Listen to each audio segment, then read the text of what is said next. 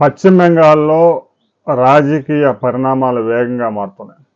అక్కడ బీజేపీ ప్రభుత్వం అధికారంలోకి వచ్చిన తర్వాత ఇక టీఎంసీలో ఎవరూ మిగిలేలా లేరు. తాజాగా టీఎంసీ నుంచి 59 మంది ఎమ్మెల్యేలు రితబ్రత బెనర్జీని ప్రతిపక్ష నేతగా ఎన్నుకున్నారు. టీఎంసీ అధినేత మమతా బెనర్జీ ఇప్పటికే ఒక ప్రతిపక్ష నేతని ఎన్నుకున్నా కూడా వాళ్ళందరూ ఆ పార్టీ నుంచి చీలిపోయి 59 మంది రితబ్రత బెనర్జీ నాయకత్వంలో ప్రతిపక్ష నేతను ఎన్నుకున్నారు. అంటే టీఎంసీ చీలిక దిశగా ప్రయాణం చేస్తాం. ఇంకా ఆ పార్టీలో మిగిలిపోయింది కేవలం 21 మందే. 2/3 కనుక చీలిక ఏర్పడితే ఆ చీలిక వర్గాన్ని గుర్తించే అవకాశం ఉంది. వారి మీద వేటుపడే అవకాశం లేదు. సాక్షాత్తు 15 సంవత్సరాలు ముఖ్యమంత్రిగా చేసిన టీఎంసీ అధినేత పిలుపునిచ్చినా కూడా పట్టుమని 6 ఎమ్మెల్యేలు కూడా ఆ నిరసన దీక్షకు హాజరు కాలేదు. దీంతో ఆమెకు సిట్యువేషన్ అర్థమైపోయింది. పార్టీలో అన్ని పదవులు రద్దు చేసి పడేసింది. పార్టీ పునర్వ్యవస్థీకరణ చేపట్టబోతా ఉన్నాం. అసలు పార్టీలో ఉండేది ఎవడో పోయేది ఎవడో చూసుకోబోతున్నారు. కేవలం ఎమ్మెల్యేలే కాదు, ఎంపీల్లో కూడా 20 మంది జంపు కావడానికి సిద్ధంగా ఉన్నారు.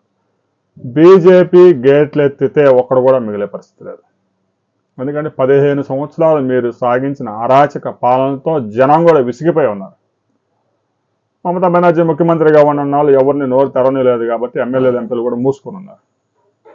ఆ పార్టీ ఎమ్మెల్యేలు తాజాగా గెలిచిన వాళ్ళు ఎమ్మెల్యేలు జనంలోకి వెళ్తే జనం కోడిగూడులతో చెప్పులతో కొడతా ఉన్నారు. అందువల్ల వాళ్ళు కూడా బీజేపీ పార్టీలో చేరడానికి సిద్ధంగా ఉన్నారు. ఇప్పటికే మమతా బెనర్జీ మేనల్లుడి మీద ఏ విధంగా దాడి చేశారో మనం చూసాం. మన సీనియర్ ఎంపీని చితగ్గొట్టారు. ఈ విధంగా ఎంపీలు ఎమ్మెల్యేలు జనంలో కూడా వెళ్ళే పరిస్థితి లేదు. జనంలో కూడా తిరుగుబాటు వచ్చింది. 15 సంవత్సరాల జనాలను అణిచివేసి బంగ్లాదేశ్ నుంచి ఉగ్ర మూకల్ని గుంపుల్ని చొరబాటుదారులను తీసుకొచ్చి స్థానికుల మీద దాడులు చేపిస్తారా? పాపం పండింది. మమతా బెనర్జీ ఛాలెంజ్ చేస్తూ ఉంది. నాకు ఒక రోజు వచ్చింది, నాకు ఒక రోజు వచ్చింది, నీకు వచ్చింది ఒక రోజు సావు వచ్చింది, నీ దినం నీ పిండా కూడా వచ్చింది.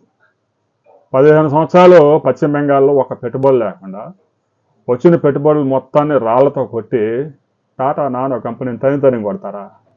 అదే మీరు సాధించే అభివృద్ధి? గుంపులను తీసుకొచ్చి వాళ్ళందరికి పథకాలు పెట్టి వాళ్ళందరూ ఓట్ల రూపంలో జనాలను చూస్తావా? లక్షల మందిని తీసుకొచ్చి స్థానికుల మీద దాడులు, ఆర్జీకర్ హాస్పిటల్లో వైద్యురాల్ని అత్యాచారం చేసి దారుణంగా చంపితే నీవు చేసిన వ్యాఖ్యలేంటి? ఆమె తల్లి, ఆ వైద్యురాల తల్లి స్పష్టంగా చెప్పింది, నా కూతురు నాకు దూరమైంది, బాధ. మమతా బెనర్జీ దెబ్బతో మమతా బెనర్జీ ముఖ్యమంత్రి సీటు ఊడిపోయింది, దరిద్రం వదిలిపోయింది, రాష్ట్రానికి పట్టిన కంపు వదిలిందని. ఎవరైనా పరిపాలన చేస్తే సహజంగా కొంతమంది వ్యతిరేకం ఉంటారు. ఇంత అరాచకంగా పరిపాలన కొనసాగించి రెండోసారి ఎన్నికలు జరిగినప్పుడు ఆ పీకే గారిని పెట్టుకొని నువ్వు ఆడిన డ్రామాలు, నీ మీద దాడి చేసినట్టు, బ్లడ్ అంతా కారినట్టు, కుర్చీలో కూర్చొని కాలు ఇరిగిపోయినట్టు, సినిమాల్లో చేయాల్సిన యాక్షన్లు అన్నీ చేసి జనాలను మోసం చేశారు. 15 సంవత్సరాలు పరిపాలించి సాధించింది ఇది. ఇక ఆ పార్టీ మిగలదు, ఆ పార్టీలో ఒక్కడు కూడా మిగిలే అవకాశం లేదు. పూర్తిగా తుడిచిపెట్టకపోతే పశ్చిమ బెంగాల్ బాగుపడదు. చొరబాటుదారులను కూడా ఇంటింటికి తిరిగి ఏరివేసే కార్యక్రమం మొదలైంది. ఇంటింటికి ఇప్పటికే మైకుల్లో ప్రచారం చేస్తూ ఉన్నారు, పోలీసులు కూడా తిరుగుతూ ఉన్నారు. ఎవడైనా అద్దెకిస్తే తాట తీస్తామని చెప్తున్నారు. ఇప్పటికే అద్దెకి దిగి 30 సంవత్సరాలు 20 సంవత్సరాల నుంచి అద్దె గుంపుల్లో ఉన్న వాళ్ళందరినీ తరిం కొడుతున్నారు. సొంత గుడిసెలు వేసుకున్న వాళ్ళని కూడా లేపేస్తూ ఉన్నారు. హకీంపూర్ సరిహద్దు వద్ద గుంపులుగా జారుతా ఉన్నారు. రాత్రిపూట అయ్యేసరికి 900 మంది వస్తూ ఉన్నారు ఒక సరిహద్దు వద్ద. అలాంటి 24 సరిహద్దులు ఉన్నాయి. మీరు పారిపోతారా, తీసుకొచ్చి ఓపెన్ జైల్లో పెట్టమంటారా? మళ్ళా మాడిపోతారు. ఓపెన్ జైల్లో వేసి రోజుకు ఒక అరటిపండు, ఒక బ్రెడ్ ముక్క ఇస్తారు. బతికినోడు బతాడు, సచ్చినోడు వస్తాడు.